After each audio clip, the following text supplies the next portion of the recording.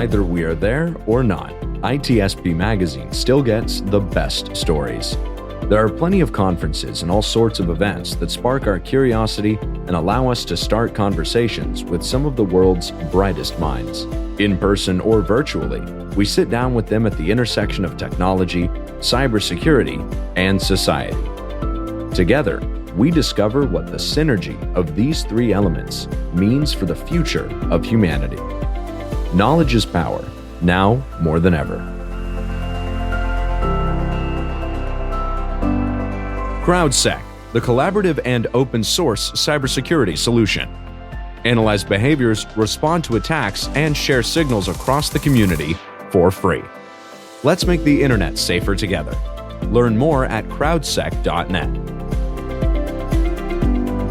EdgeScan offers continuous vulnerability intelligence as a service, accurately identifying vulnerabilities and exposures across the full stack. All threats are verified by cybersecurity experts, providing exploitable risk and remediation guidance, virtually false positive free. Learn more at edgescan.com. Pantera, the leader in automation security validation, allows organizations to continuously test the integrity of all cybersecurity layers by emulating real-world attacks at scale to pinpoint the exploitable vulnerabilities and prioritize remediation towards business impact. Learn more at www.pantera.io.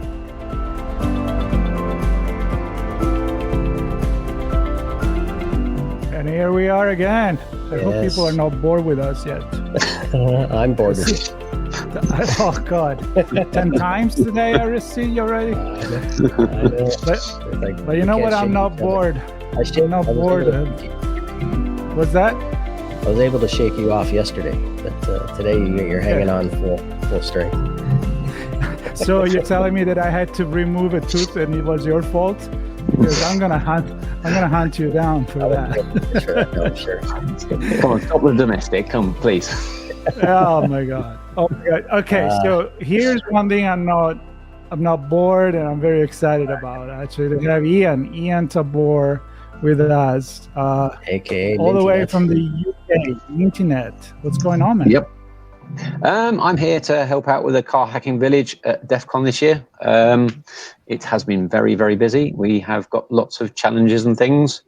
We've got a couple of cars present. There's a Honda Civic, which has recently had a vulnerability disclosed about its remote entry system, in that it's a static key and all you need to do is record it once and then you can use it forever. So if you have a very, very cheap bit of software-defined radio, as quite a lot of hackers do, you can just listen for next door to unlock their car, borrow the code, and then later on you can then also unlock their car or do other things. Sell the code. Don't talk to me about cars. My car got stolen. It's just not good. We've also got a Tesla car, hopefully. Not the kit car, definitely not the kit car. But actually, I've not actually seen it in about 3 months, so it might have gone missing, but I don't think it has. We've lost him. But we've also got a Tesla Model S, I believe, for some hacking, and there's some challenges on that. We've got our usual list of challenges from sort of Grimm's 3PO. We've got to find out the VIN number and things. There's some Bluetooth hacking, which has been sort of discovered recently. You can do some challenges there. We've got the trailer brake controller, where if you can hack the trailer brake controller, it fires off Nerf guns in every direction. Makes a lot of noise and makes a lot of mess. So yeah, I don't think too many people have actually done that one yet, but it's very interesting. One thing that is new for this year is our friend Carfucker has developed the cloud car system, where you've got a car that's virtual on the internet, and you have to do challenges and things and keep it driving and hack it while it's moving and things. So that's very interesting. I haven't had a play with it yet myself because I've been busy just helping out generally. So yeah, the CTF's going very, very well. It's been very busy. The badge this year is a little CAN bus device that's based on a Raspberry Pi Pico. and they're selling like hotcakes. I don't think there is actually that many left. So if you do want one, get down there very quickly or first thing tomorrow morning. Hopefully they haven't sold out, because you. Speaking of badges, let's see yours. You always make one. I got to see you yesterday. I got to see you yesterday with Chloe. Had one on yesterday. Hang on. There it is. There we go. Look at that. Very cool. But It's bigger than the one I had from a couple of years ago.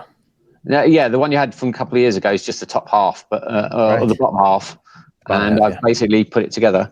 But if you wait about 20 seconds, his eyes will start lighting up like that. Yeah. It looks a bit evil, but it cycles through the colours and it looks a bit weird. But yes, he's being very cheeky.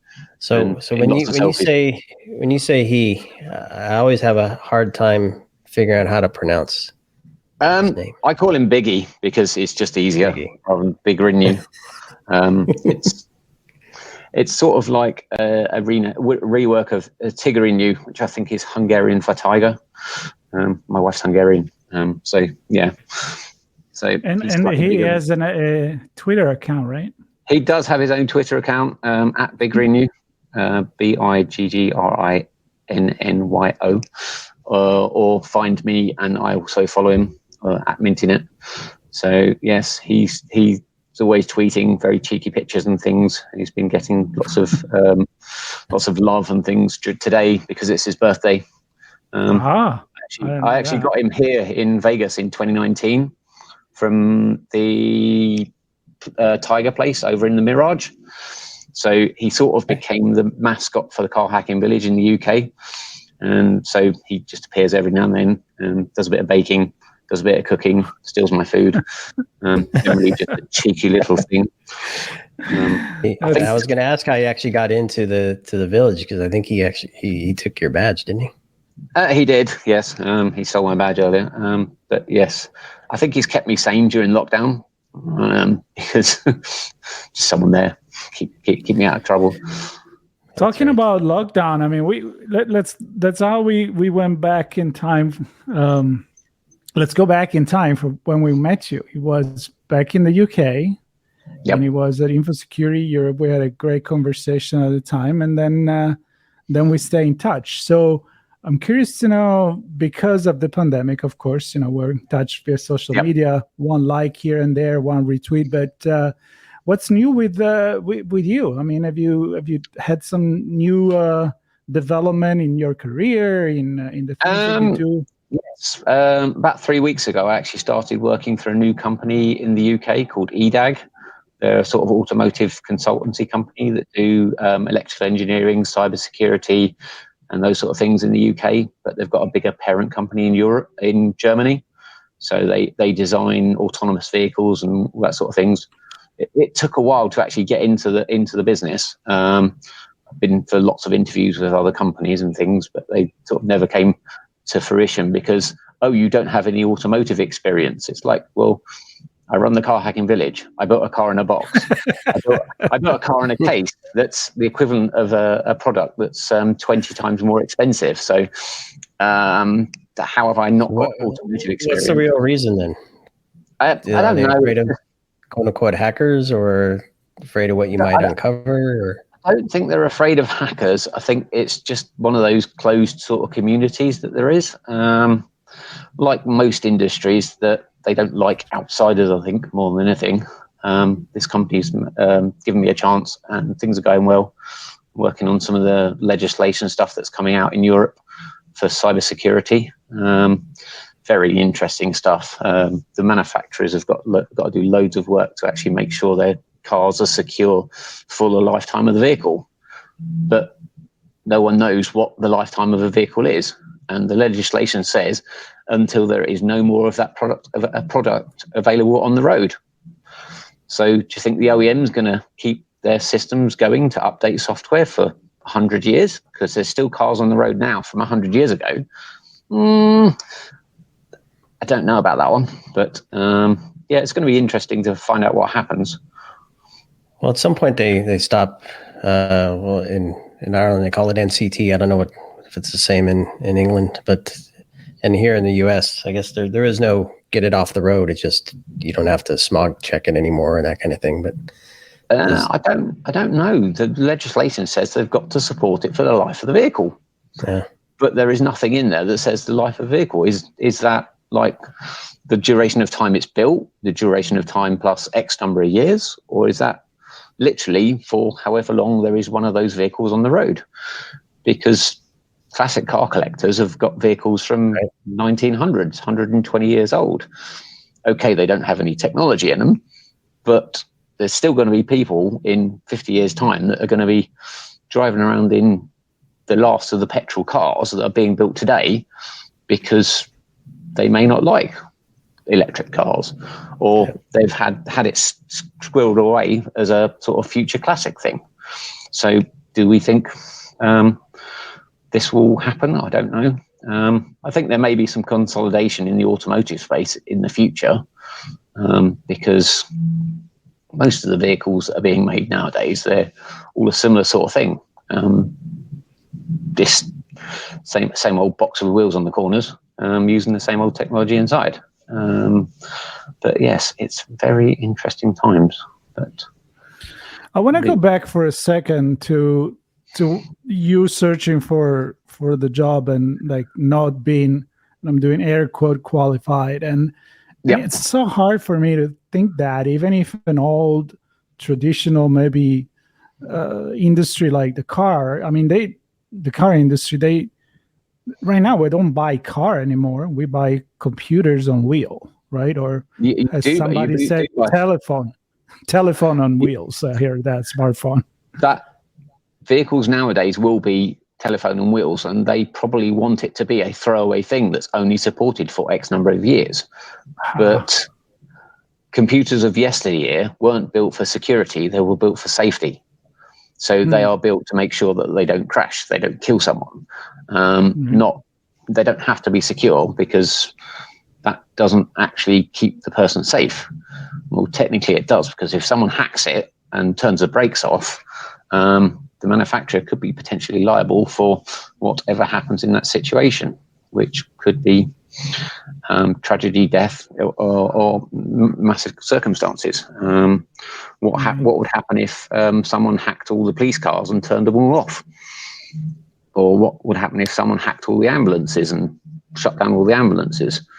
You wouldn't have any ambulances, but you'd also have quite a lot of probably traffic jams of ambulances stuck out on the road not doing a lot. And then the service knock-ons for those sort of services could be very, very dangerous and dodgy to other people. But yeah, strange. It is strange because, I mean, we come from a little older generation. I mean, I never been a car guy, but I was a scooter guy growing up in Italy, right? I mean, putting my hand on the Vespas and the other little scooters, and it was fun. I mean, I think you build your own car, right? I have done, yes. It's not as advanced as cars today, but it's like car hacking. What do you define as car hacking? Once upon a time, car hacking would be changing the carburetor to a slightly bigger carburetor to give it a bit more power. Right. Whereas today, it's an electronic thing where someone goes in and changes a couple of things in a computer system and makes it do something slightly different that it may or may not have been designed to do. Which you can do both. The Car Hacking Village badge. Yeah. Yes, you can. The Car Hacking Village badge has some very interesting attacks it can do on your vehicle. Be very careful if you are going to touch your own vehicle, because you can brick your vehicle like I have done previously, but that's a different discussion. don't try this at home, right? No, you've just got to be aware of the risk. There is a possibility that your car may not work again. I'm sure I've told you the story of my Jaguar that I had. Plugged in a thing and turned it on. It lit up like I remember that. And then said, "Cannot find gearbox." It's like, yeah, great. I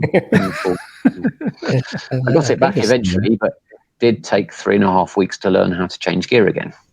But if you find a car hacker that hasn't bricked their own car, they're either not trying hard enough or they're lying. So I love that. take responsibility. Nice. Test on your own, right? and then maybe, go to the other one. Maybe not do it when maybe not do it when it's moving, because there's a risk to other people. But if you are doing it, there is possible risk that you may not actually have a working vehicle at the end of it.